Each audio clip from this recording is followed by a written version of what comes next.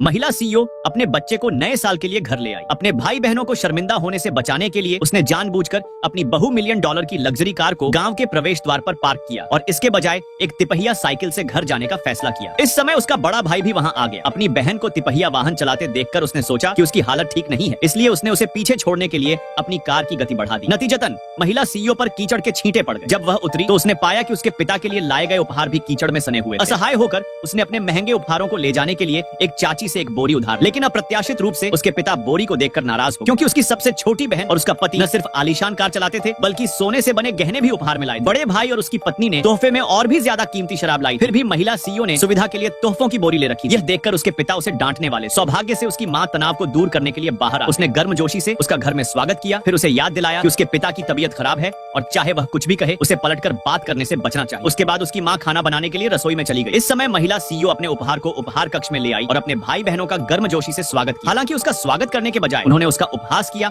और उसका मजाक उड़ाया। कहा कि वह जो बोरी ले जा रही थी वह कूड़ेदान से उठाई गई लग रही थी और उसने उसे तुरंत कचरा बाहर निकालने के लिए। यह सुनकर उसकी बेटी ने तुरंत उसका बचाव करने के लिए बात की, यह कहते हुए कि अंदर कचरा नहीं था बल्कि उसके दादा दादी के लिए लाखों के उपहार थे। यह सुनकर भाई बहनों को लगा कि छोटी लड़की झूठ बोल रही और उन्होंने सीईओ से कहा कि वह अपनी बेटी को कहानियां न बनाना सिखाए। जब महिला सीईओ बहस करने वाली थी तो उसके पिता ने शोरगुल सुन लिया और बिना कुछ कहे अंदर चले गए। उन्होंने दूसरे भाई बहनों और उनके जीवन साथियों से खाने के लिए जाने को कहा, लेकिन उन्होंने सीईओ को पीछे छोड़ दिया और उसे टेबल साफ करने का निर्देश दिया। इस स्पष्ट पक्षपात को देखकर सीईओ स्वाभाविक रूप से परेशान हो, लेकिन उसे आश्चर्य हुआ जब उसके पिता ने कहा कि यह उसकी अपनी गलती थी, वह अक्षम थी और इसके लिए किसी और को दोषी नहीं ठहराया जा सकता। बहस सुनकर उसकी माँ दौड़ी चली। उसने अपनी बेटी को गुस्सा न करने के लिए मनाया और उसे जल्दी से खाना खाने के लिए कहा, लेकिन एक बेटी के रूप में वह अपनी माँ को अकेले खड़ी मेहनत करने नहीं दे सकती थी, इसलिए वह साथ में टेबल साफ करने में मदद करने के लिए रुकी। जब वह अपनी बेटी को खाने के लिए बाहर ले गई तब उसने लापरवाही से उपहारों की बोरी टेबल पर रखी। उसके पिता ने यह देखा और गुस्से में आकर उसे डांटा, जिससे परिवार को शर्मिंदा होना पड़ा। सीईओ ने समझाया कि अंदर रखे उपहारों की कीमत हजारों में, लेकिन घमंडी रिश्तेदारों ने उसकी बात मानने से इनकार कर दिया। माँ और बेटी का मजाक उड़ाते हुए कहा कि सेब पेड़ से दूर नहीं गिरता